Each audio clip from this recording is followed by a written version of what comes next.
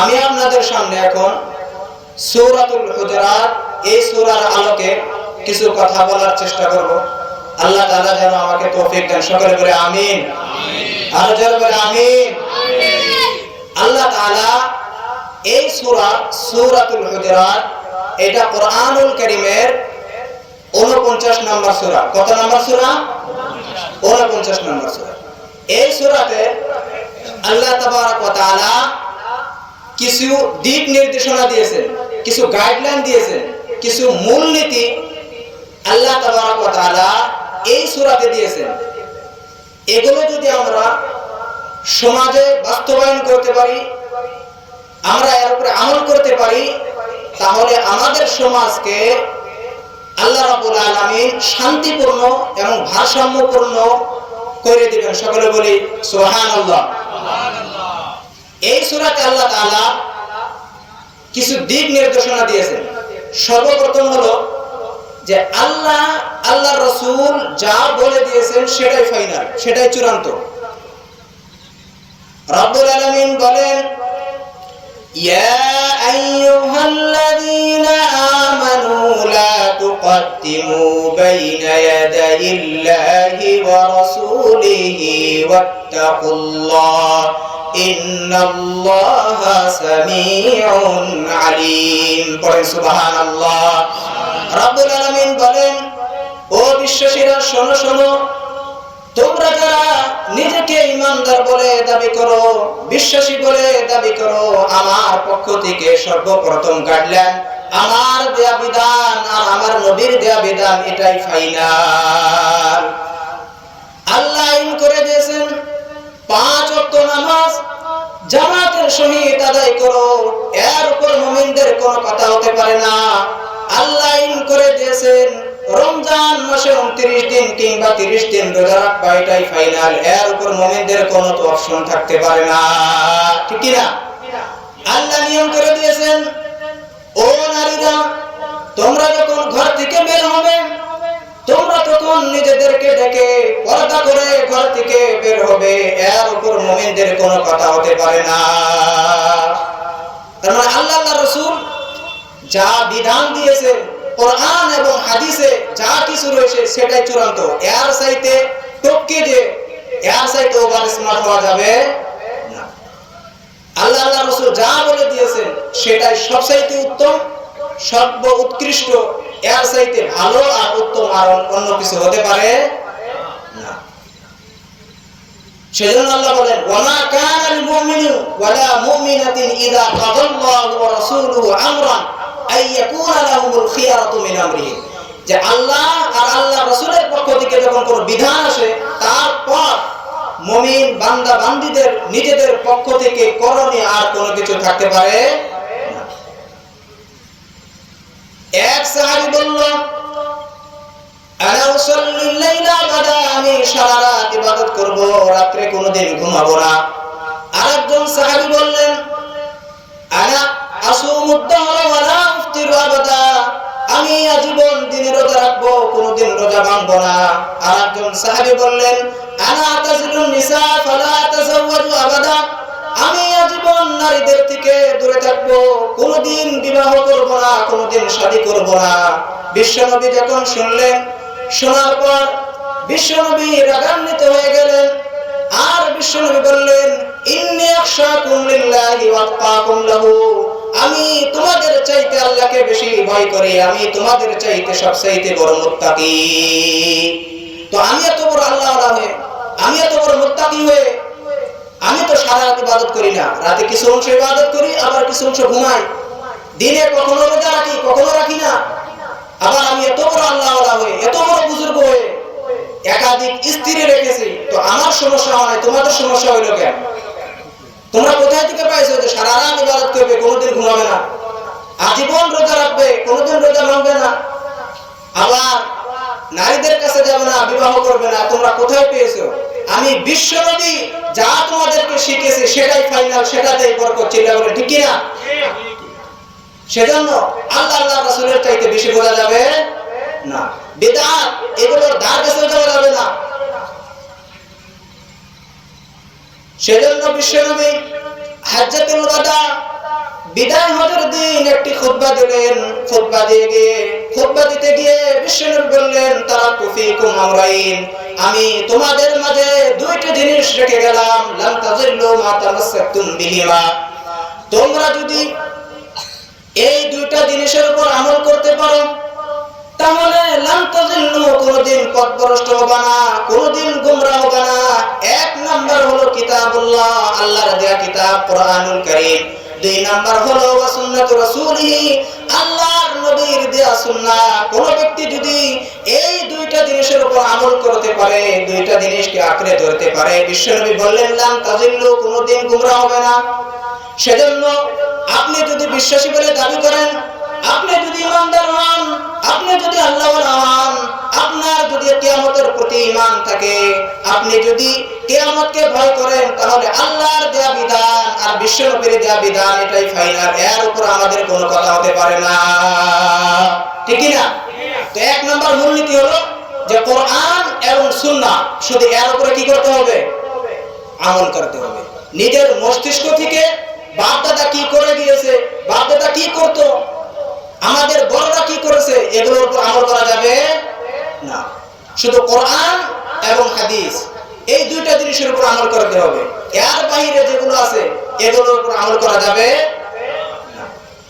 দুই নাম্বার যে আল্লাহ তাআলা এই সূরাতে দিক নির্দেশনা দিয়েছেন সেটা হলো যে তোমাদের কণ্ঠ যাতে বিশ্বনবীর কণ্ঠ চাইতে উঁচু হয়ে না যায়, তোমাদের আওয়াজ যাতে বিশ্বনবীর চাইতে উঁচু হয়ে না যায়।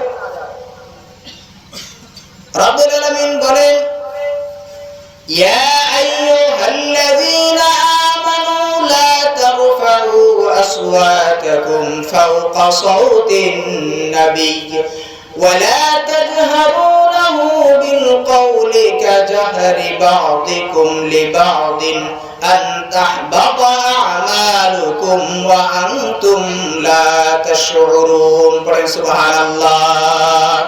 রব্বুল আলামিন বলেন, ও বিশ্বাসীরা শোনো শোনো, তোমাদের কণ্ঠ যাতে বিশ্বনবীর কণ্ঠের চাইতে উঁচু হয়ে না যায়। তোমাদের কণ্ঠ যদি বিশ্বনবীর কণ্ঠের চাইতে উঁচু হয়ে যায় তাহলে তোমাদের সমস্ত নেক আমল বাতিল হয়ে যাবে। এই আয়াত নাযিল হওয়ার পর সাহাবায়ে কেরাম বিশ্বনবীর কাছে আসার পর কেউ জোরে গলায় কথা বলে না, সবাই আস্তে আস্তে কথা বলে, ভয়ে যে যদি আমাদের কণ্ঠ আল্লাহ রাসূলের কণ্ঠ চাইতে উঁচু হয়ে যায় তাহলে বেয়াদবি হয়ে যায়, সমস্ত নেক আমল কি হয়ে যাবে? শেষ হয়ে যাবে। এই আয়াতের বিধান যে বিশ্বনবীর সামনে জোরে গলায় কথা বলা যাবে না, শুধু রাসূলের ক্ষেত্রে প্রযোজ্য নয়, মা বাবার ক্ষেত্রে, ধর্মীয় নেতা উলামায়ে কেরাম তাদের ক্ষেত্রেও প্রযোজ্য। তাদের সামনেও জোরে গলায় কথা বলা যাবে না, মা বাবার সামনে গিয়ে জোরে গলায় কথা বলা যাবে না। উলামায়ে কেরাম তাদের সামনে গিয়ে সম্মানের সহিত কথা বলতে হবে, তাদের সামনেও উঁচু গলায় আওয়াজ করে কথা বলা যাবে না। এক সাহাবী বলল, মান আহাক্কুন নাসি বিহুসনি সাহাবাতি ইয়া রাসূলুল্লাহ, ও আল্লাহর হাবিব, আল্লাহর নবী, লোকদের মাঝে আমার কাছ থেকে সবচেয়ে ভালো আচরণ পাওয়ার কোন ব্যক্তি অধিকারী?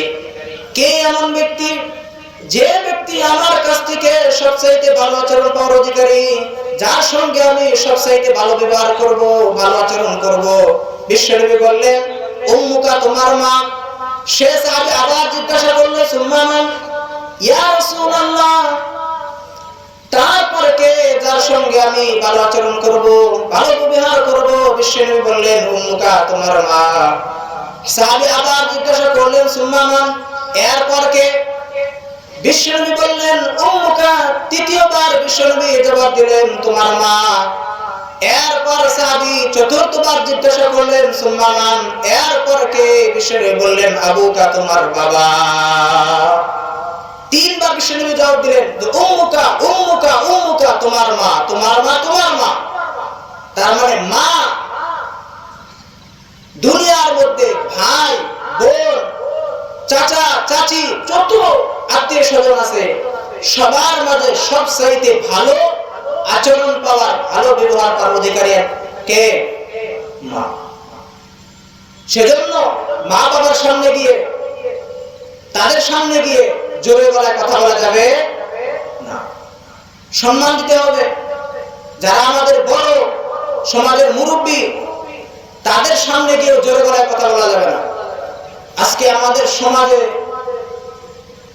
আদব নাই, ইসলামী তাহজিব, তামাদ্দুন, শিষ্টাচার, ভদ্রতা এগুলো নাই।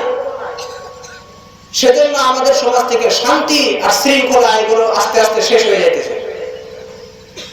তো 2 নাম্বার আল্লাহর পক্ষ থেকে গাইডলাইন হলো যে তোমাদের কণ্ঠ যাতে বিশ্বনবীর কণ্ঠ চাইতে উঁচু হয়ে না যায়, তোমাদের কণ্ঠ মা বাবার কণ্ঠ চাইতে যাতে উঁচু না হয়, তোমাদের কণ্ঠ উলামায়ে কেরাম যারা তোমাদের চাইতে বয়স্ক তাদের সামনে যেন উঁচু হয়ে না যায়। যারা আমাদের বড় তাদের সঙ্গে আদবের সহিত কথা বলতে হবে, না হলে আনতাহবাতা আমালুকুম আনতুম লা তাশউরুন, যে তোমাদের যে নেক আমল, ভালো আমল, এগুলো সমস্ত কিছু বাতিল হয়ে যাবে, শেষ হয়ে যাবে, তোমরা টেরও পাবে না। তো 1 নাম্বার যে মূলনীতি সেটা হলো যে আল্লাহ আর আল্লাহ রাসূল যা বলে দিয়েছেন সেটাই ফাইনাল, তার উপরে আমল করতে হবে। আর 2 নাম্বার যে আল্লাহর হাবিব আর সমাজের যারা গণ্যমান্য ব্যক্তি, যারা আমাদের চাইতে বড়, বয়সে বড়, মা বাবা, উলামায়ে কেরাম, তাদের সামনে জোরে গলায় কথা বলা যাবে না। 3 নাম্বার হলো ইয়া আইয়ুহাল্লাযীনা আমানু ইন জাআকুম ফাসিকুম বিনাবাইন ফাতাবায়ানু আন তুসিবু কওমান বিজাহালাতিন ফাতুসবিহু আলা মা ফাআলতুম নাদিমিন। পড়েন সুবহানাল্লাহ। রব্বুল আলামিন বলেন, ও বিশ্বাসীরা, তোমাদের কাছে যখন পাপাচারী, কোন ফাসিক কোন সংবাদ নিয়ে আসে, কোন খবর নিয়ে আসে, সেই খবর বিশ্বাস করার আগে একবার যাচাই করে নাও। ফাতাবায়ানু আই ফাতাসাব্বাতু আন সিহহাতিল খবর, এই ঘটনা, এই খবরটা, এই সংবাদটা সঠিক না বেঠিক এটা আগে একবার যাচাই করো। আমরা কোনো কিছু শুনলে বিশ্বাস করি, কোনো কিছু শুনলে সেটা অন্যের কাছে প্রচার করি, শেয়ার করি। আল্লাহ বলেন ফাতাবায়ানু, যখন কোন সংবাদ শুনবে, কোন খবর শুনবে, কেউ কিছু তোমাকে বলবে, সেটা প্রচার করার আগে, বিশ্বাস করার আগে একবার তুমি যাচাই করে নাও। সেজন্য বিশ্বনবী বলেন কাফা বিল মারই কাযিবান আন ইউহাদ্দিসা বিকুল্লি মা সামিআ, কোন ব্যক্তি মিথ্যাবাদী হওয়ার জন্য এতটুকুই যথেষ্ট যে ওই ব্যক্তি 2 কান দিয়ে যা শোনে, শোনার সঙ্গে সঙ্গে সেটা বিশ্বাস করে এবং লোকদের কাছে প্রচার করে। সে মিথ্যাবাদী, যে কিছু শুনলো, শোনার পর সঙ্গে সঙ্গে অন্যদের কাছে প্রচার করে দেয়। সেজন্য কোন তথ্য, কোন কথা, এগুলো শোনার পর বিশ্বাস করার আগে একবার কি করতে হবে বলেন? যাচাই করতে হবে। কি করতে হবে? যাচাই করতে হবে। আজকে আমাদের সমাজে বিশৃঙ্খলা, ফিতনা, এগুলোর কারণ, অন্যতম একটা কারণ এই জিনিস যে আমরা কোনো কিছু শুনলে সঙ্গে সঙ্গে প্রচার করি, যাচাই বাছাই করি না। একজন এসে একটা কথা বললো, বলার পর সঙ্গে সঙ্গে প্রচার করে দিলাম যে অমুকের বাড়িতে এই ঘটনা হয়েছে। ঘটনা হয়েছে কি হয় নাই, শেয়ার করার আগে, প্রচার করার আগে একবার আমাদের কি করতে হবে? যাচাই করতে হবে, জাস্টিফাই করা লাগবে, ভেরিফাই করা লাগবে। এরপর যদি সঠিক হয়, এরপর সম্বন্ধে সেটা প্রচার করা। সেজন্য বর্তমান দেখবেন যে ফেসবুকে ঢুকলে দেখবেন বিভিন্ন নিউজ পাওয়া যায় কি যায় না? বলেন, কথা বলেন, যায় কি যায় না? যায়। তো একটা নিউজ দেখলে, দেখার পর সঙ্গে সঙ্গে শেয়ার দেওয়া যাবে? দেওয়া যাবে না। আগে যাচাই করতে হবে। আগে আপনি তথ্যটা ঠিক না বেঠিক, কতটুকু সঠিক, আগে আপনি যাচাই করবেন, তারপর শেয়ার দিবেন। কিছু লোক আছে দেখবেন সমাজে, তাদের আকর্ষণ শুধু এইদিকে যে কারবার কি ঘটনা হয়েছে, কে কোন, কার কি গোপন তথ্য ফাঁস হয়েছে, এগুলো নিয়ে লিপ্ত। সমাজে কি হয়েছে, কার বাড়িতে কি সমস্যা, কার বাড়িতে কি ঘটনা হয়েছে, এগুলো নিয়ে আমাদের মাথা ব্যথা থাকার কোনো কথা না। বিষ্ণু বলেন মান সাতার আইবা মুসলিমান সাতারাহুল্লাহু ফিদ দুনিয়া ওয়াল আখিরাহ। কোন ব্যক্তি যদি কোন মুসলমানের কোন দোষ, কোন আইবকে ছুপায়, লুকায়, সাতারাহুল্লাহু ফিদ দুনিয়া ওয়াল আখিরাহ, বিষ্ণু বলেন তাহলে আল্লাহ তাআলা তার দোষ, তার আইব দুনিয়া এবং আখিরাতে তার দোষকে লুকিয়ে রাখবে। ওয়ামান কাশাফা মুসলিমান কাশাফাহুল্লাহু ফিদ দুনিয়া ওয়াল আখিরাহ। আর যদি কোন বান্দা, কোন ব্যক্তি কারো দোষ লোকদের কাছে প্রচার করে বেড়ায়, ফাঁস করে বেড়ায়, বিষ্ণু বলেন কাশাফাহুল্লাহু ফিদ দুনিয়া ওয়াল আখিরাহ, আল্লাহ তাআলা তার দোষ কিয়ামতের দিন এবং দুনিয়াতে হাজার হাজার মানুষের সামনে প্রকাশ করে দিবে। বলেন নাউযুবিল্লাহি মিন যালিক। সেজন্য অন্যের দোষ কিংবা তো কোনো তথ্য, কোনো কথা শোনার পর সঙ্গে সঙ্গে প্রচার করা যাবে না। তো 3 নম্বর গাইডলাইন হলো কোন তথ্য, কোন কথা শুনলে আমরা আগে কি করব? বলেন কি করব? যাচাই করব। মানার জন্য রাজি আছে তো সবাই? 4 নাম্বার হলো যে যারা তোমরা বিশ্বাসী বলে দাবি করো, যারা ঈমানদার, তারা একে অন্যের ঠাট্টা বিদ্রূপ করবে না, একে অন্যকে ট্রোল করবে না। রব্বুল আলামিন বলেন ইয়া আইয়ুহাল্লাযীনা আমানু লা ইয়াসখার কওমুম মিন কওম। ও বিশ্বাসীরা, তোমরা যারা ঈমানদার, তোমরা যারা বিশ্বাসী, খবরদার একে অন্যকে নিয়ে ঠাট্টা বিদ্রূপ করবে না। মুমিন সে কখনো কাউকে নিয়ে ঠাট্টা করতে পারে না, কাউকে ট্রোল করা যাবে না। এটা তার আকৃতি নিয়ে নয়, তার বংশ নিয়ে নয়, তার পরিবার নিয়ে নয়, তার পেশা নিয়ে নয়, কোনো কিছু নিয়ে কাউকে ঠাট্টা বিদ্রূপ করা যাবে না। সমাজে কিছু লোক যদি কালো হয় তাকে বলে কালো, বলে কি বলে না? কেউ একটু খাটো হলে তাকে বলে খাটো। তো এই ধরনের ঠাট্টা বিদ্রূপ করা যাবে না। যে মুমিন, যে বিশ্বাসী, যে ঈমানদার, সে কোনোদিন কাউকে ঠাট্টা বিদ্রূপ করতে পারে না। আসলে কারো চেহারা নিয়ে, কারো আকৃতি নিয়ে ঠাট্টা করা, এগুলো স্বয়ং আল্লাহ তাআলাকে নিয়ে ঠাট্টা করা। কারণ যে কালো সে কি নিজেকে বানিয়েছে কালো? বলেন, কথা বলেন। যে খাটো সে কি নিজে ইচ্ছে খাটো হয়েছে? যে কালো তা কালো বানিয়েছে কে? আল্লাহ তাআলা। যে খাটো তা খাটো বানিয়েছে আল্লাহ তাআলা। যে কানা, দেখতে পারে না, তাকে কানা বানিয়েছেন কে? আল্লাহ। রব্বুল আলামিন বলেন হুয়াল্লাযী ইউসাব্বিরুকুম ফিল আরহামি কাইফা ইয়াশা লা ইলাহা ইল্লা হুয়াল আজিজুল হাকীম। পড়েন সুবহানাল্লাহ। আল্লাহ এমন সত্তা যিনি তোমাদের আকৃতিকে বানিয়েছেন যখন তোমরা তোমাদের মায়ের গর্ভে ছিলে।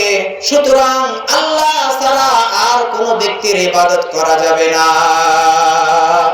তো আল্লাহ তাআলা মানুষের আকৃতি বানিয়েছেন। কে খাটো হবে, কে কালো হবে, কার নাক বোচা হবে, কে দেখতে পারবে না, এগুলো সিদ্ধান্ত নিয়েছেন কে? আল্লাহ তাআলা। এবং আল্লাহ তাআলা মানুষকে উত্তম আকৃতি দিয়ে বানিয়েছেন, সবচাইতে সুন্দর করে বানিয়েছেন, সবচাইতে মর্যাদাপূর্ণ করে আল্লাহ তাআলা মানুষকে সৃষ্টি করেছেন। আল্লাহ তাআলা সূরা ৩, যেটা আমরা নামাজের মধ্যে পড়ে থাকি, ওয়াত-তিন ওয়াজ-যাইতুন, 4 বার কসম করলেন, কসম করে বললেন লাকাদ খালাকনাল ইনসানা ফি আহসানি তাকওয়িম, যে আমি মানুষকে উত্তম আকৃতি দিয়ে, উত্তম গঠন দিয়ে তৈরি করেছি।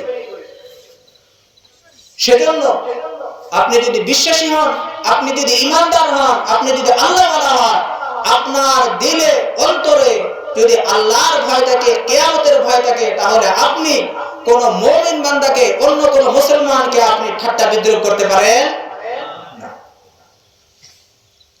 সাইয়েদনা হযরত আব্দুল্লাহ ইবনে মাসউদ রাদিয়াল্লাহু তাআলা আনহু তার পাটা ছিল একটু চিকন। হযরত আব্দুল্লাহ ইবনে মাসউদ রাদিয়াল্লাহু তাআলা আনহু একবার খেজুর গাছে খেজুর পাড়ার জন্য চললেন। সাহাবায়ে কেরাম হযরত আব্দুল্লাহ বিন মাসউদ রাদিয়াল্লাহু তাআলা আনহুর এই চিকন পা দেখে হাসাহাসি শুরু করলেন। বিশ্বনবী বললেন, আতাদহাকুনা মিন দিক্কাতি সাকাইহি, তোমরা কি আব্দুল্লাহ বিন মাসউদের এই চিকন পা দেখে হাসতেছো? ফাওয়াল্লাহি লাহুমা আসকালু ফিল মিজান মিন উহুদিন, কিয়ামতের দিন আব্দুল্লাহ বিন মাসউদের এই চিকন পা যদি মিজানের পাল্লায় দেওয়া হয়, তাহলে কিয়ামতের দিন আব্দুল্লাহ বিন মাসউদের এই চিকন পা উহুদের পাহাড়ের চাইতেও ভারী হয়ে যাবে। বলেন সুবহানাল্লাহ। তোমরা হাসতেছো যে আব্দুল্লাহ বিন মাসউদের পা তো চিকন, এটা দেখে হাসতেছো। যদি আব্দুল্লাহ বিন মাসউদের এই চিকন পা কিয়ামতের দিন মিজানের পাল্লায় রাখা হয়, আসকালু মিন উহুদিন, উহুদ পাহাড়ের চাইতে ভারী হয়ে যাবে। সেজন্য আল্লাহর কাছে কে চিকন, কে সুন্দর, কে দেখতে ভালো না, এগুলোর কোনো বৈশিষ্ট্য আল্লাহর কাছে নাই। আল্লাহর কাছে মর্যাদা, আল্লাহর কাছে গ্রহণযোগ্য হলো তাকওয়া। যার মধ্যে তাকওয়া আছে, যার মধ্যে আল্লাহর ভয় আছে, সেই ব্যক্তি আল্লাহর কাছে সবচেয়ে শ্রেষ্ঠ। সেজন্য বিশ্বনবী বলেন, ইন্নাকা লাস্তা বিখাইর মান আহমারা ওয়া মিন আহমারা ওয়ালা আসওয়াদা, কে কালো কে ফর্সা এগুলোতে কোনো শ্রেষ্ঠত্ব নাই। শ্রেষ্ঠত্ব হলো ওই ব্যক্তির মাঝে যার মধ্যে আমার আল্লাহর তাকওয়া রয়েছে, যার মধ্যে তাকওয়া আছে। ইল্লা আন তাফজুরাহু বিতাকওয়া, বিশ্বনবী বলেন, যার মধ্যে তাকওয়া আছে সেই ব্যক্তি সবচেয়ে শ্রেষ্ঠ। চিল্লায়া বলেন ঠিক কি না? সেজন্য জিহ্বা আছে বলে মনে যা চায় বলা যাবে না, মনে যা চায় সেগুলো কমেন্ট করা যাবে না। মুমিন তার জিহ্বা দিয়ে মনে যা চায় সেগুলো কথা বলতে পারে। বিশ্বনবী বলেন, মাইয়াজমাল্লি মা বাইনা লাহিয়াইহি ওয়া মা বাইনা রিজলাইহি আযমান লাহুল জান্নাহ, যে আমার কোন উম্মত যদি দুইটা জিনিসের গ্যারান্টি দেয়, আযমান লাহুল জান্নাহ, তাহলে আমি তার জান্নাতের গ্যারান্টি দেব। এক নাম্বার হলো জিহ্বা, আর দুই নাম্বার হলো লজ্জাস্থান। কোন উম্মত, কোন বান্দা যদি এই গ্যারান্টি দেয় যে তার জবান দিয়ে, তার জিহ্বা দিয়ে কোনোদিন মিথ্যা বলবে না, তার জিহ্বা দিয়ে কোনোদিন কাউকে ঠাট্টা বিদ্রুপ করবে না, কোনোদিন কাউকে ট্রোল করবে না, এবং তার লজ্জাস্থানকে সে হেফাজত করবে, বিশ্বনবী বলেন, আমি নবী হয়ে তার জন্য জান্নাতের গ্যারান্টি দিয়ে দেব। সুবহানাল্লাহ। সেজন্য মুমিন তার জবানের হেফাজত করবে, মুখ দিয়ে যা চায়, মনে যা চায় সেগুলো বলা যাবে না।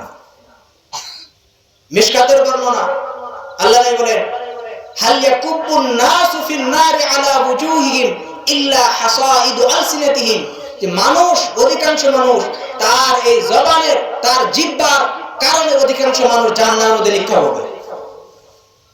সেজন্য নিজের জবানের হেফাজত করতে হবে। নিজের জবান দিয়ে কাউকে গালি দেওয়া যাবে না, কারো চেহারা নিয়ে, আকৃতি দিয়ে, বংশ নিয়ে এগুলো নিয়ে ঠাট্টা বিদ্রুপ করা যাবে না। তো 4 নাম্বার হলো মূলনীতি, যে আমরা কোনদিন কাউকে ট্রোল করব না। 5 নাম্বার হলো ওয়ালা তালমিজু আনফুসাকুম, যে তোমরা একে অন্যের দোষ খুঁজবা না। যারা মুমিন বান্দা, যারা বিশ্বাসী বান্দা, তারা নিজের দোষ খুঁজবে, অন্যের দোষ খুঁজবে না। অন্যের দোষ খোঁজা যাবে না। এই এর মাঝে এই সমস্যা, এই বাড়িতে এই সমস্যা, ওই হুজুরের মাঝে এই সমস্যা। কিছু লোক আছে সমাজে দেখবেন, তাদের কাজই হলো মানুষের মাঝে দোষ বের করা। চার দোকানে বসবে, বসার পর এই বাড়িতে এই সমস্যা, এই লোকটার মাঝে এই সমস্যা, এই হুজুরের মাঝে এই সমস্যা, এই হুজুরের মাঝে এই কমি, এই হুজুর এই কাজ করে। এগুলো আছে না নাই? আপনাদের জায়গা বোধহয় নাই, আছে? আমাদের ওখানে আছে। যে তাদের কাজই হলো এগুলা মানুষের দোষ খোঁজা। আসলে যেগুলো মানুষ ছোট মনের মানুষ তাদের কাজ এগুলা, যে নিজে তো কিছু করতেই পারে না, শুধু অন্যের দোষ খোঁজে। এই মানুষের মধ্যে এই সমস্যা, তার মধ্যে এই দোষ, তার এই আইব। কিন্তু যারা গ্রেট পিপল, যারা বড় মনের মানুষ, তারা কোনোদিন এগুলো নিয়ে আলোচনা করে না। তারা নিজের দোষ দেখে যে আমার মাঝে কি সমস্যা আছে, আমার মাঝে কি দোষ আছে, আমার মাঝে কি সংশোধন করা দরকার, তারা এগুলো দেখে। মানুষের মাঝে কি সমস্যা তারা এগুলো দেখে না। সেজন্য বিশ্বনবী বলেন, তুবা লিমান শাগালাহু আইবুহু আন আইয়ুবিন নাস। মানুষের মাঝে সফল ব্যক্তি ওই ব্যক্তি, ভাগ্যবান ব্যক্তি ওই ব্যক্তি যার নিজের দোষ অন্যের দোষ খোঁজা থেকে তাকে বিরত রাখে। নিজের দোষ, যে আমার মাঝে কি কি দোষ আছে, এই দোষগুলো অন্যের দোষ খোঁজা থেকে তাকে বিরত রাখে। বিশ্বনবী বলেন, তুবা, এ সবচাইতে ভালো ব্যক্তি, উত্তম ব্যক্তি, ভাগ্যবান ব্যক্তি। সেজন্য আমরা যারা বিশ্বাসী ঈমানদার, আমরা সব সময় নিজের দোষ খুঁজবো। সবাই রাজি আছি তো? নিজে বদলে সমাজ এমনি বদলে যাবে। নিজে ভালো না, জগৎ এমনি ভালো হয়ে যাবে।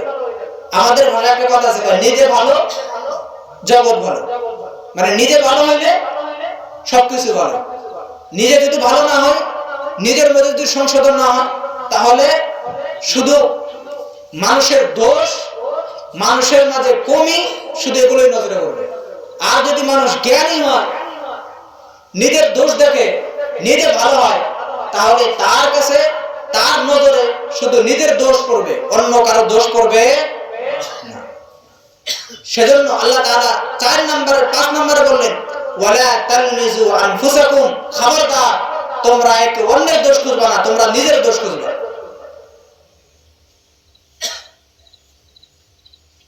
6 নম্বর হলো ওয়ালা তানাবাজু বিল আলকাব, তোমরা যারা বিশ্বাসী, তোমরা যারা ঈমানদার, খবরদার কারো মন্দ নামে, কাকো কোনো সময় খারাপ নামে ডাকবা না। কাউকে খারাপ নামে ডাকা যাবে না। তো 6 নম্বর হলো যে কারো খারাপ নামে, মন্দ নামে ডাকা যাবে না। যে নামে ডাকলে ওই ব্যক্তি খুশি হয়, সে রাজি হয়, সে সন্তুষ্ট হয়, সেই নামে ডাকতে হবে। সমাজে কিছু লোক আছে, তারা মানুষের নাম চেঞ্জ করে ফেলে। মানুষের নাম, বাপ মা বাবা এত সুন্দর নাম রাখে, মানুষ ডাকতে গিয়ে সে নাম একদম চেঞ্জ করে এরকম বানায় যে সে নাম ধরে ডাকাই যায় না। তো যে মুমিন বিশ্বাসী, সে কোনোদিন কারো নাম চেঞ্জ করে খারাপ নামে কোনোদিন ডাকতে পারে না। আমরা মানুষকে ভালো নামে ডাকবো, এবং আমাদের ছেলে সন্তান যখন জন্ম নেয় তখন তাদের ভালো নাম রাখবো। কারণ বিশ্বনবী বলেন,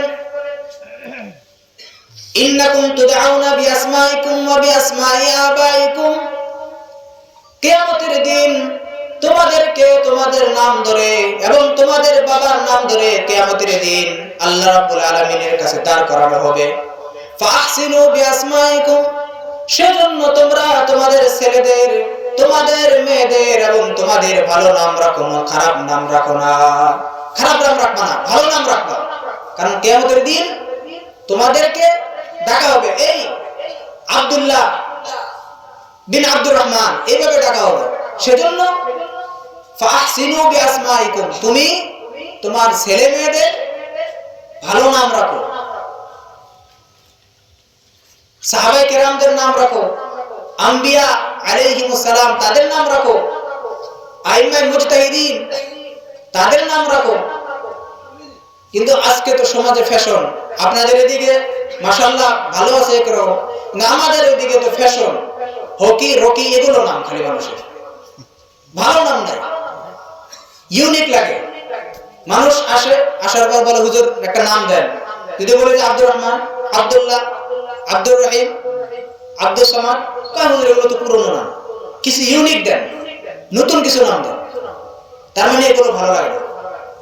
অথচ আল্লাহর হাবিব সাল্লাল্লাহু আলাইহি ওয়াসাল্লাম বলেন, আহাব্বুল আসমাই ইলাল্লাহি আব্দুল্লাহ ওয়া আব্দুর রহমান, আল্লাহর কাছে সবচেয়ে পছন্দনীয় নাম হলো আব্দুল্লাহ এবং আব্দুর রহমান। কিন্তু সমাজের মানুষের এগুলো নাম পছন্দ হয় না, ইউনিক লাগে। রকি, ভুট্টু, মন্টু এগুলো নাম আমাদের এখানে খুব পাওয়া যায় এই ধরনের নাম। সেজন্য আমরা আমাদের ছেলে সন্তান যারা অভিভাবক, আমাদের অধীনস্থ যারা আছে, তাদের যখন নাম রাখবো সাহাবায়ে কেরাম, আম্বিয়া আলাইহিমুস সালাম এবং আমাদের পূর্বপুরুষ আইম্মায়ে মুজতাহিদিন যারা দুনিয়া থেকে চলে গিয়েছেন, বড় বড় কাম করে চলে গিয়েছেন, তাদের নাম রাখবো। তো 6 নাম্বার যে মূলনীতি, দিক নির্দেশনা আল্লাহ তাআলা এই সূরাতে দিয়েছেন, সেটা হলো ওয়ালা তানাবাজু বিল আলকাব, যে খবরদার তোমরা যারা বিশ্বাসী ঈমানদার কাউকে মন্দ নামে কখনো ডাকবা না। 7 নাম্বার হলো ইয়া আইয়ুহাল্লাযীনা আমানু জতানিবু কাসীরাম মিনাজ-জান্নি ইন্না বা'দাজ-জান্নি ইসম। পড়েন সুবহানাল্লাহ। রব্বুল আলামিন বলেন, ও বিশ্বাসীরা শোনো শোনো, তোমরা কখনো অনুমান আন্দাজ নির্ভর কোনো কথা বলবা না। যখন কোনো কথা বলবা ইয়াকিন হয়ে নির্ভরযোগ্য তথ্য পাওয়ার পর তারপর কোনো কথা বলবা। অনুমান আন্দাজ নির্ভর কোনো কথা বলা যাবে না। সেজন্য বিশ্বনবী বলেন, ইয়াকুম ওয়াজ-জান ফাইন্না যান্না আকযাবুল হাদিস, তোমাদের উচিত অনুমান আন্দাজ নির্ভর কথা থেকে বিরত থাকা, বেঁচে থাকা। কারণ অনুমান আন্দাজ নির্ভর কথার অধিকাংশই হলো মিথ্যা। অনুমান আন্দাজ নির্ভর কোনো কথা বলা যাবে না। এইবারে এই লোকটা এত ধনী হইতেছে কি করে, মনে হয় হারাম কামাই করে, এগুলো কি কথা? অনুমান আন্দাজ নির্ভর। আরে এত বড় বিল্ডিং কিভাবে বানালো, মনে হয় সুদী কারবার করে। এই যে ধারণা, এটা হলো নেগেটিভ ধারণা। যে মুমিন, যে বিশ্বাসী, সে সব সময় পজিটিভ ধারণা করবে, ভালো ধারণা করবে।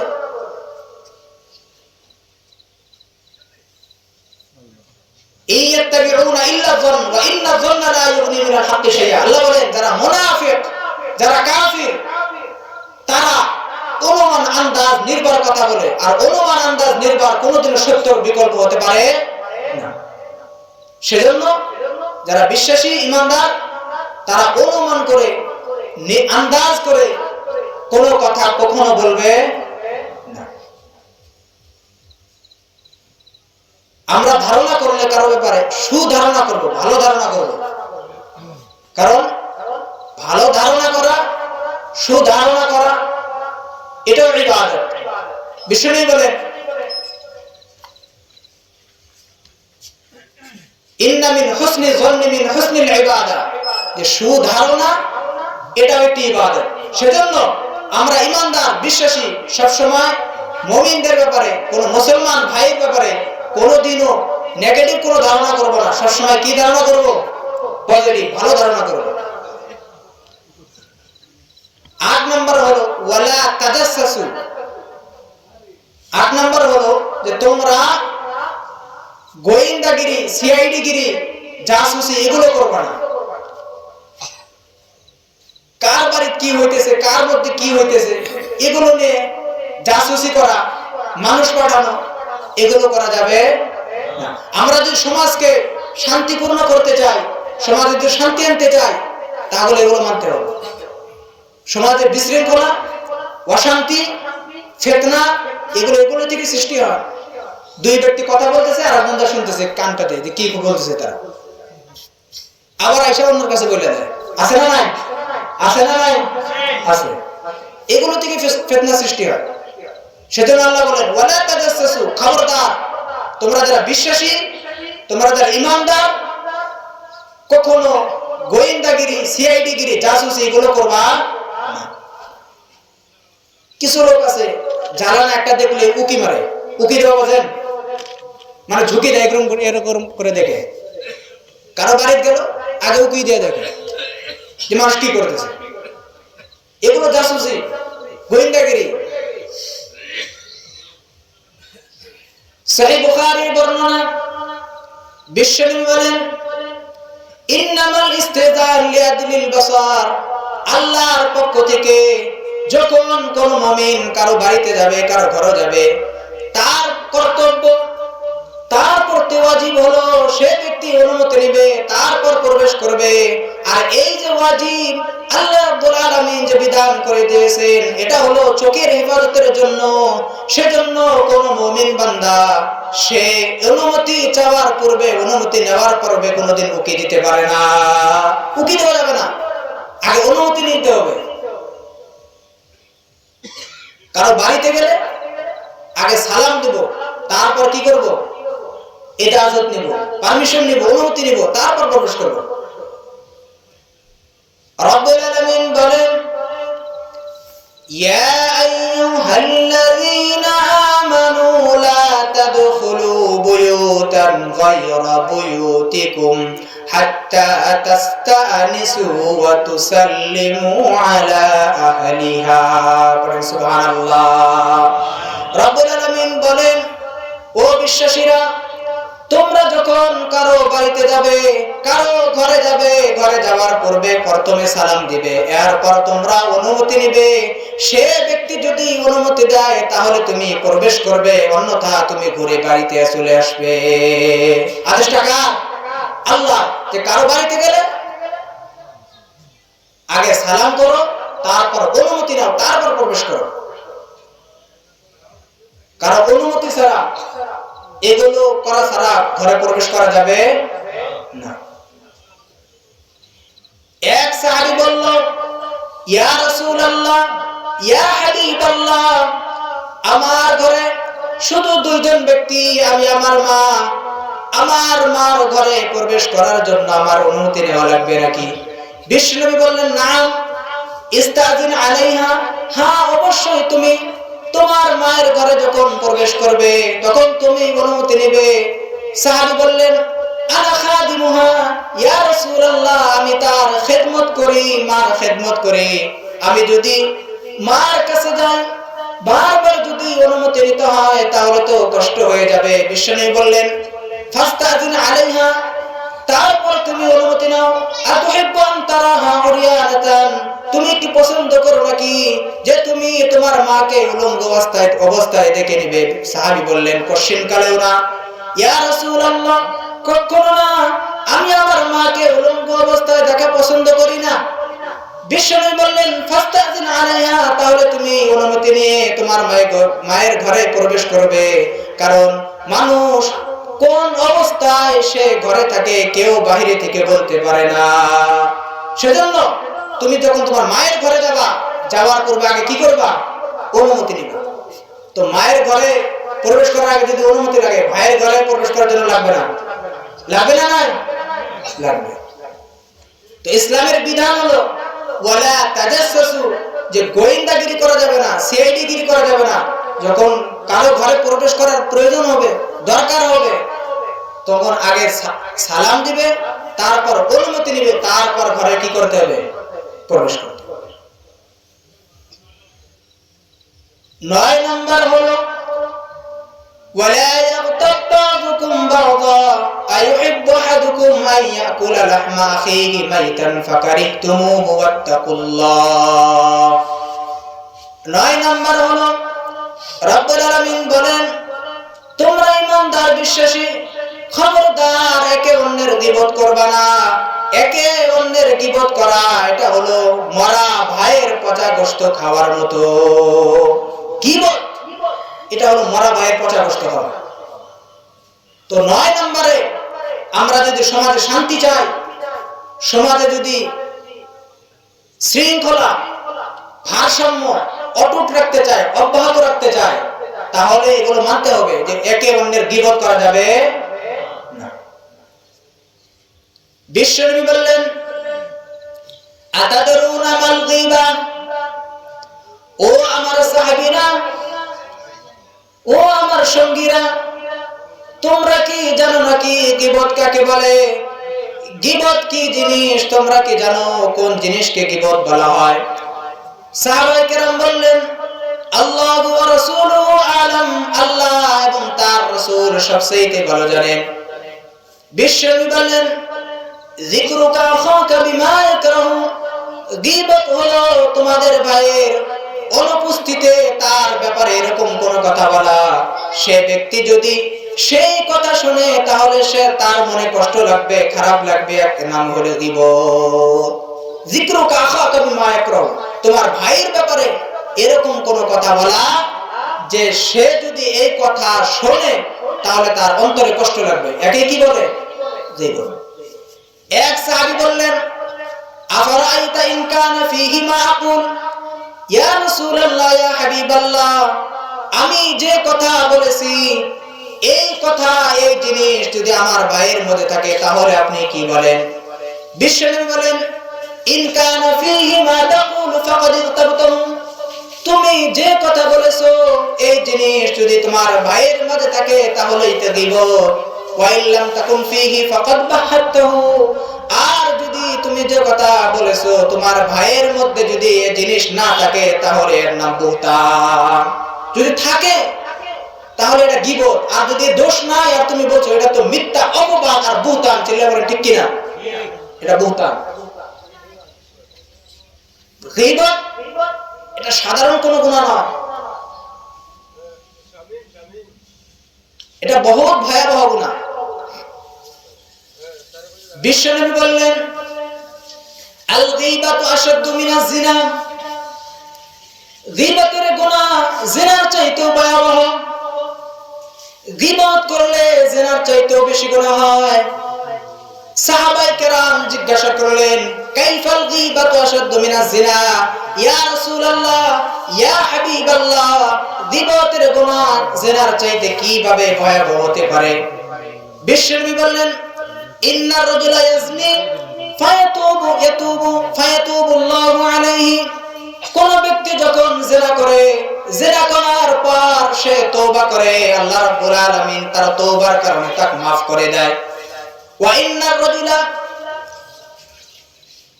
ইন্না সাহিবাল গীবাতি লা ইগফার লাহু হাত্তা ইয়াগফিরা লাহু সাহিবুহু, আর যদি কোন ব্যক্তি গীবত করে তাহলে তাকে মাফ করা হয় না যতক্ষণ পর্যন্ত ওই ব্যক্তি মাফ না করে যার গীবত করা হয়েছে। সেজন্য গীবতের গুনাহ জিনার চাইতে ভয়াবহ, কারণ যে জিনা করেছে সে যদি তওবা করে আল্লাহ রাব্বুল আলামিন তার তওবা কবুল করবে এবং তাকে তার গুনাহ মাফ করে দিবে। কিন্তু যে ব্যক্তি অন্যের গীবত করে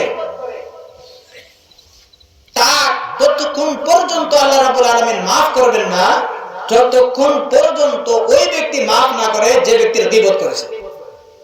কত বড় কথা! সেজন্য নিজের মুখ, নিজের জিহ্বা এগুলো মানুষের পিছনে ব্যবহার করা থেকে আমাদেরকে বিরত থাকতে হবে। অন্য এক বর্ণনায় বিশ্বনবী বলেন, মারারতু বিকাউমিন লাহুম আযফারুম মিন নুহাসিন ইয়াখমিশুনা সুদুরাহুম ওয়া বুজুহাহুম, মেরাজের রাতে আমি এমন কিছু মানুষের কাছে দিয়ে গেলাম, কিছু লোকদেরকে দেখতে পেলাম, লাহুম আযফারুম মিন নুহাসিন, যাদের আঙ্গুলগুলো, যাদের হাতের নখগুলো তাম্বা দিয়ে, পিতল দিয়ে বানানো, ইয়াখমিশুনা সুদুরাহুম ওয়া বুজুহাহুম, তারা এই পিতলদায়ক আঙ্গুল দিয়ে, হাত দিয়ে তাদের চেহারা, তাদের মুখের, তাদের কলিজার গোশতগুলো টেনে টেনে ছিঁড়তেছে। বিশ্বনবী বললেন, মান হাউলা ইয়া জিবরিল, ও জিবরিল, এগুলো কারা যাদেরকে এত ভয়াবহ শাস্তি দেওয়া হইতেছে, যাদেরকে এত কঠিন শাস্তি দেওয়া হইতেছে, যাদেরকে এত কষ্টদায়ক শাস্তি দেওয়া হইতেছে? জিবরিল বললেন, হাউলাই আল্লাযীনা ইয়াকুলুনা লুহুমান নাস ওয়া ইয়াকুলুনা ফি আরাজিহিম, এরা হলো ওই ব্যক্তি, ওই ধরনের লোক যারা দুনিয়ায় থাকা অবস্থায় অন্যের গীবত করত এবং মানুষের ইজ্জত নিয়ে ছিনিমিনি খেলতো। তাদের এই ধরনের ভয়াবহ শাস্তি দেওয়া হইতেছে। তাদের চেহারা, তাদের এই পিতলদায়ক নখ দিয়ে আঙ্গুল দিয়ে তাদের চেহারা, তাদের কলিজার মাংসগুলো টেনে টেনে ছিঁড়তেছে। নাউযুবিল্লাহি মিন যালিক। সেজন্য গীবত কোনোদিনও এগুলোর দ্বারে কাছে যাওয়া যাবে না। বহুত ভয়ানক গুনাহ, বহুত খতরনাক গুনাহ। আজকে সমাজে কিছু মানুষ আছে হালাল পন্থায় গীবত করে। তারা শুরু করে এভাবে যে বললে তো গীবত হয়ে যায়, তাও বলি। আছে না নাই? আছে। এক ধরনের লোক আছে, মানে কথাটা শুরুই করবে এভাবে যে উমুকে তো এই ঘটনা করছে, বললে তো গীবত হয়, তারপরে বলি। তো বললে যদি গীবত হয় তাহলে বলেন কেন আপনি? ঠিক কি না? বললে যদি গীবত হয় তাহলে এগুলো বলা যাবে না। আপনি যদি জানেন, বোঝেন যে বলার পর গীবত হয়, তাহলে এগুলোর ধারে কাছেও যাওয়া যাবে না।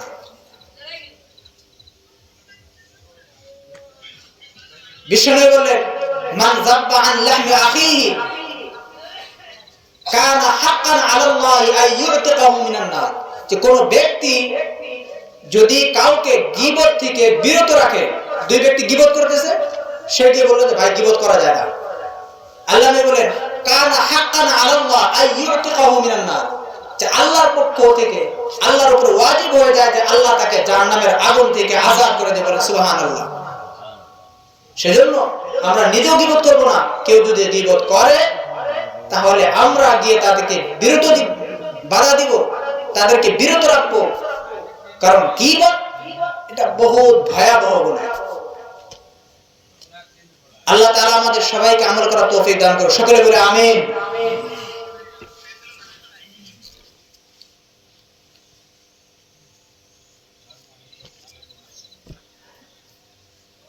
তো আল্লাহ তাআলা আমাদের সবাইকে আমল করার তৌফিক দান করুন। সকলে বলে আমিন।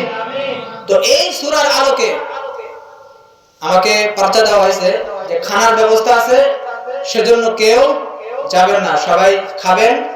খানা খাওয়ার পর সবাই ইনশাআল্লাহ যাবেন। কেউ ওঠার চেষ্টা করবেন না, খানা খাওয়ার পর ইনশাআল্লাহ যাবেন। আমিও আলোচনা সংক্ষিপ্ত করে শেষ করার চেষ্টা করব ইনশাআল্লাহ, বহুত জলদি সংক্ষিপ্ত করে শেষ করব ইনশাআল্লাহ। তারপর আপনারা খানা খাবেন, খানা খাওয়ার পর সবাই চলে যাবেন ইনশাআল্লাহ। দোয়া হবে, দোয়া আমরা সবাই দেব।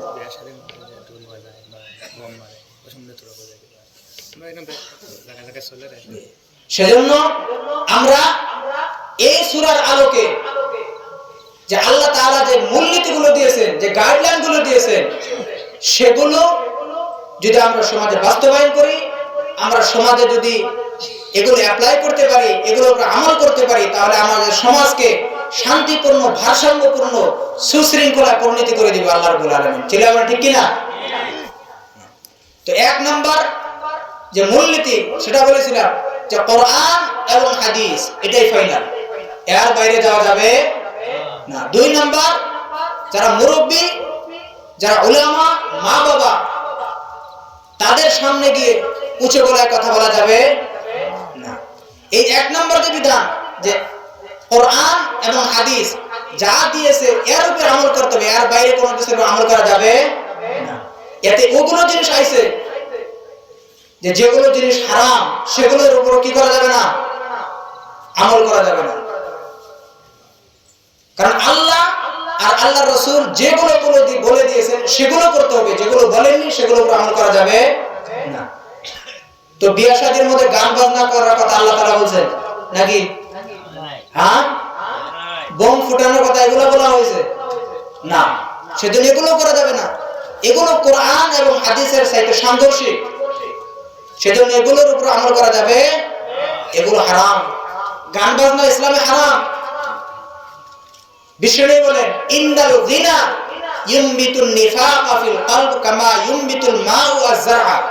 যে গান বাজনা এগুলো মানুষের অন্তরে নিফাক এইরকম ভাবে তৈরি করে যেরকম আসমান থেকে বৃষ্টি পড়ার পর জমিন থেকে ঘাস ওঠে।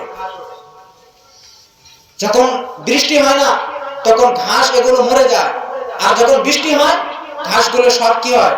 জিন্দা হয়, তাজা হয়। তদ্রূপ কোন ব্যক্তি সমাজে যদি গান বাজনা করা হয়, এই গান বাজনার কারণে মানুষ সব মুনাফিকে পরিণত হয়। সেজন্য আমরা এগুলো থেকে কি থাকবো, বিরত থাকবো। সবাই রাজি আছি তো? তো আমি বলেছিলাম যে এই সূরার মধ্যে আল্লাহ তাআলা 9টি গাইডলাইন দিয়েছেন। কয়টি? 9টি। 3 নাম্বার ইয়া আইয়ুহাল্লাযীনা আমানু ইন জাআকুম, 1 নাম্বার হলো আল্লাহ রাসূল যা বলে দিয়েছেন সেটাই কি চূড়ান্ত। 2 নাম্বার মা বাবা উলামায়ে কেরাম তাদের সামনে গিয়ে উচ্চ গলায় কথা বলা যাবে না। 3 নাম্বার কোন তথ্য কোন কথা যাচাই বাছাই করা ছাড়াই প্রচার করা যাবে না। 4 নাম্বার লা ইয়াসখার কওমুম মিন কওম, যারা বিশ্বাসী যারা ঈমানদার তারা কখনো কাউকে ঠাট্টা বিদ্রূপ করে কোনো কথা বলবে না। 5 নাম্বার ওয়ালা তালমিজু আনফুসাকুম, খবরদার তোমরা যারা বিশ্বাসী তোমরা যারা ঈমানদার কখনো অন্যের দোষ খুঁজবা না। 6 নাম্বার ওয়ালা তানাবাজু বিল আলকাব, কারো খারাপ নামে ডাকা যাবে না। 7 নাম্বার হলো অনুমান আন্দাজ নির্ভর, সন্দেহ করে এ মনে হয় এই কাজটা হয়েছে, এই ধরনের কোনো কথা বলা যাবে না। 8 নাম্বার হলো ওয়ালা তাজাসসু, সিআইডি গিরি গোয়েন্দাগিরি, কার বাড়িতে কি সমস্যা এগুলোর পিছে লাগা যাবে না। আর 9 নাম্বার হলো যে সবচেয়ে ভয়াবহ, ওটা হলো গীবত। আমরা যারা বিশ্বাসী ঈমানদার আমরা সবাই গীবত থেকে দূরে থাকবো। সবাই রাজি আছি তো? সেজন্য আমার দিনী ভাইরা প্রিয় ভাইরা আমরা সবাই এর উপরে আমল করার চেষ্টা করব। সবাই বলে ইনশাআল্লাহ। সর্বশেষে আল্লাহ তাআলা 5 বার এই সূরাতে ঈমানদারকে ডাক দিলেন। 6ষ্ঠ বার আল্লাহ তাআলা আস্তিক নাস্তিক হিন্দু বৌদ্ধ সবাইকে ডাক দিয়ে বললেন। রব্বুল আলামিন বলেন ইয়া আইয়ুহান নাসু ইন্না খালাকনাকুম মিন যাকারিন ওয়া উনসা ওয়াজআলনাকুম শুউবান ওয়া ক্বাবাইলা লিতাআরাফু ইন্না আকরামাকুম ইনদাল্লাহি আতকাকুম। পড়েন সুবহানাল্লাহ। আল্লাহ তাআলা এই আয়াতে ও আমার ঈমানদার বান্দারা এই কথা বলেননি। আল্লাহ বলেন ইয়া আইয়ুহান নাস, ও মানব সকল। এখানে আস্তিক নাস্তিক হিন্দু খ্রিস্টান বৌদ্ধ সবাইকে আল্লাহ তাআলা সম্বোধন করে বললেন ইন্না খালাকনাকুম মিন যাকারি ওয়া উনসা। আল্লাহ বলেন যে আমি তোমাদেরকে এক নারী এবং এক পুরুষ থেকে তৈরি করেছি। এই ক্ষেত্রে এই দৃষ্টিকোণ থেকে আমরা সবাই ভাই। আস্তিকও আমার ভাই, নাস্তিকও আমার ভাই, হিন্দু আমার ভাই, খ্রিস্টান যে বেধর্মী সেও আমার ভাই। ভ্রাতৃত্ব ভাই 3 ধরনের হয়। একটা হলো মার পেটের ভাই, যেটাকে বলা হয় আরবিতে আল উখুওয়া আন নাসাবিয়া, যে মায়ের পেটের ভাই। 2 নম্বর সেটাকে বলা হয় আল উখুওয়া আদ-দীনিয়া, দ্বীনি ভাই, যে আমরা সবাই এখানে কি ভাই? দ্বীনি ভাই। 3 নম্বর হলো আল উখুওয়া আল ইনসানিয়া, মানব জাতির ভাই। এই দৃষ্টিকোণ থেকে হিন্দু বৌদ্ধ খ্রিস্টান সবাই আমরা কি ভাই। ইসলাম